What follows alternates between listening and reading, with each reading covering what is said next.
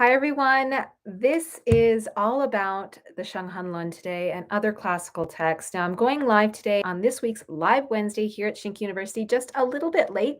I do apologize for that. I had a really interesting case today for my last case of the day, and we really got to talking, and maybe we talked just a bit too long. So I apologize for coming on a little bit late today for this Wednesday live session, but I'm really looking forward today to talk about the Shanghan Lun and other classical texts and how we can take that information and start applying it to, yes, our acupuncture and our moxibustion. Now, I know that's kind of mind-blowing because usually the Shanghan Lun is an herbal text, but in Iyashinomichi, which is the style of acupuncture I practice, we actually use it for our acupuncture and our moxibustion. So that's what we're going to be talking about today, all about acupuncture techniques, moxibustion techniques, and other things that we can do to really make your acupuncture and your moxibustion kind of amazing. So I'm just going to open up a new tab so I can kind of reference it here as I talk, and then we can talk about the techniques and everything that goes into those techniques according to the text while we go through it. So today I want to talk about line 13 or chapter 13, however you refer to it in the Shanghan Lun. Now, the Shanghan Lun, again, is an herbal text, and really it's taking snapshots of one disease. Some people say probably typhoid disease, typhoid fever, excuse me. And that is according to a herbal compo practitioner in New York named Boris Shapiro. Now, I don't disagree with him, but there's no hard evidence against or for it. So you can just take that as it comes. In any case, what each line does is it goes through and it takes a little snapshot of the progression of illness as it goes through this disease. So in line 13, it says in Taiyang disease, those with a headache, fever, sweating, and aversion to wind should be prescribed keishto or guizhitang. Now, there's a lot of information that I'm not going to be able to cover in this, and we're going to go kind of quick through this. So if you're interested in learning exactly what Taiyang disease even means, you're going to want to go back and read line 1 of the Shanghan Lun and really read into that. Now, those with headache, fever, sweating, and aversion to wind, these are all symptoms that are happening right now. So it's kind of telling you this is exactly what's happening in this specific stage of the disease. So again, it's referencing back to lines 1 through 12 in this instance and saying in lines 1 through 12, we had all of these other symptoms, but in this situation, the tangible symptoms are fever, headache, fever, sweating, and aversion to wind. So those are really like emblematic of what's happening right now. And so what you can really go through and understand is like how we're going to now take those symptoms and start applying to what's happening in our acupuncture and how we can start to feel what's physically happening in the body and how we start to address it. So first of all, headache and fever. Obviously, we have a lot of upflow of energy in order to not only fight off the illness. So we have all of the A qi or the defensive qi or the wei qi coming to the surface of the skin in order to fight off illness. But what that's doing, because illness wasn't able to invade unless there was an automatic deficiency in the body, allowing that illness or that pernicious qi, the ja qi, to invade into the body. So what that's telling us is not only was there deficiency somewhere in the body, but also all of the wei qi or that wei qi is coming to the surface of the Taiyang, in particular, the head, and then we have fever, and then we have sweating with aversion to wind, right? So right off the bat, without going even deeper into this technique, to pull out some of my tools, I'm going to use my teishin here just because it's bigger, it's easier to see. Right off from the beginning, you know that there's going to be deficiency more than likely in the lower jiao. And I'm going to say the lower jiao specifically because if you look into the specific formula of guizhitang, you know that the lower jiao is where that deficiency is. And we can see that not only is there let's see, I'm trying to reference back so I don't misspeak for those of you who know herbs way better than I do. I don't want to say anything incorrectly. So we have in the guizhitang, we of course have the guizhi. And so the guizhi is actually treating the rebellious qi coming up in the body. It's also treating running piglet qi. It treats headache, fever, aversion to wind, sweating, and body ache. So it treats all of those things, which is why guizhi tongue is the main formula, guizhi. Now also in that formula, besides the keishi or the guizhi, we also have the shakuyaku or the baishao. Now, baishao mainly treats excess qi that's going to bind and stagnate and create spasms and cramping. It's also going to treat like stomach pain, headache, deficiency in the lower jaw, aching, abdominal fullness, dry cough, blah, blah, blah, blah, blah. So it's going to treat a lot of things. Now, the Gansao is really treating the urgency that's happening here, this quick issue that's coming up. And we can see that through some of the abdominal diagnosis that we can see that that's happening as well. And so if you go into a lot of compo medicine, I in particular really recommend Nigel Dawes's courses, or even there's a few really good books if you want to reach out to me that I can definitely recommend that are good for compo. Then you can start seeing all of these abdominal diagnoses that are going to lend themselves to the formula. So you can actually physically palpate what's happening and go, okay, that is this formula. That is Guizhou tongue, or that's whatever. But in particular, we know because of what's happening in this formula that we have deficiency down here in the lower jaw. We also have ropiness coming up through the stomach. And then we're going to have this headache and fever and aversion to wind. And so we're going to also have sweating here too, right? So the pores have the ability to open, but we want to make sure that the pores also have this ability to close and that we're tonifying the deficiency. So how that's going to look in our acupuncture and a moxibustion. Well, the very first thing that you want to do is you're going to want to find some way to disperse the jaki, or that pernicious energy. Think of it like the bacteria or the virus. You're going to want to disperse that in the top of the head. Now, how Japanese acupuncturists tend to disperse, I'm going to put my camera down so you can see. Oops. So just going to do it on my toolkit. So we're going to pretend like this is a needle, and I can show you with an actual needle too. But what we're going to do is do a contact needling technique.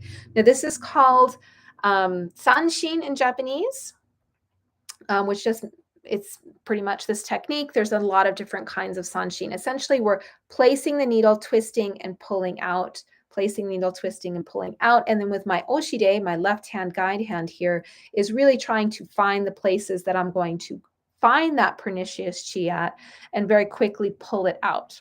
So we're just going through and quickly pulling it out of the body, trying to get that surface level wei qi to not only calm and also to solidify, but also to get that pernicious chi out of the body. So that's the very first thing that you should be doing in this treatment if you were going to go strictly on the formula. Now, there are different ways, of course, to treat surface level wei qi stagnation, or I shouldn't say stagnation, surface level wei qi formation in order to strengthen it and also to disperse pernicious elements or pernicious qi from the taiyang. I'm just going to teach you on what I do in my specific practice, in my specific style. So you could, of course, go to the meridians and try to pull that energy out through the meridians. For example, anything that's going to be really coming to this back area. In particular, you could go to Sanjiao, you could go to small intestine, although they don't exactly go to this area specifically. Some branches do. So you can definitely find those channels that are flowing into like this lower cervical, upper thoracic area. So once we've done that, that 14 area is now cleared. Now we really need to talk about how we're going to tonify the deficiency in our lower abdomen.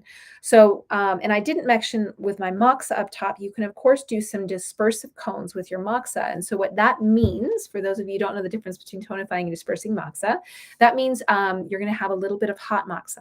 Hot means it's not going to create a burn. It's just a little bit hot for a quick second. It doesn't leave a mark at all. It's just a little hot. Now, if you're not able to do these Japanese acupuncture techniques, by the way, just think of it really simply. Quick, shallow, and many is going to be your dispersive technique.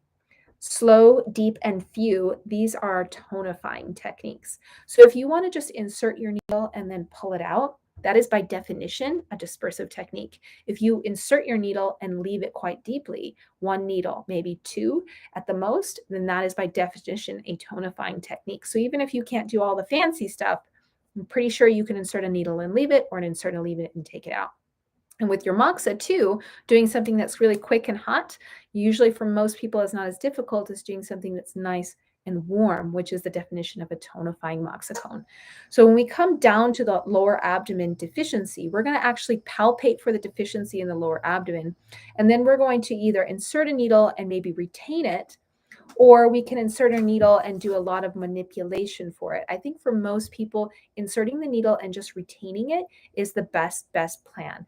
Now, if you can hold on to that needle, with both your oshide, your left hand. And if you're interested in how to do this, I did a live last week, I believe, on kind of the importance of the oshide. It was either last week or the week before. So just you can leave your oshide, your guide hand there, and then you can also put your hand right straight on the needle and really think about how that needle is then connecting into the point and feeling that chi arrive to the point. And it's really important to feel the chi arrive. So after you've retained that needle for even just a minute, honestly, anything more than super quick is going to be a retaining of a needle. It's going to be tonifying. Then you're going to want to come back with your moxa. Now, this is a great place to do possibly salt moxa. It's a great place to, if you want to reference the video I just put out last Friday where you put salt in a bamboo tube and put Shinetsu on top, it's a great place to do that as well. You could also do, of course, needle top moxa. Pole moxa, yes, maybe, but usually pole moxa is not it's not as tonifying as some of the other kinds, and it's just super stinky. So it's not usually my go-to, but if that's where your comfort is, I would definitely recommend going there. So that's a really quick explanation of how we can take something as simple as line 13 in the Shanghan Lun, which again is in Taiyang disease, those with a headache, fever, sweating, and aversion to wind should be prescribed Gui Keishito or Gui Tang. We can take something just as simple as that little line and then start to really apply it to our acupuncture and to our moxibustion practice so that the patient on the table is actually being treated for what they had at that moment. And then you also have that nice theoretical backup.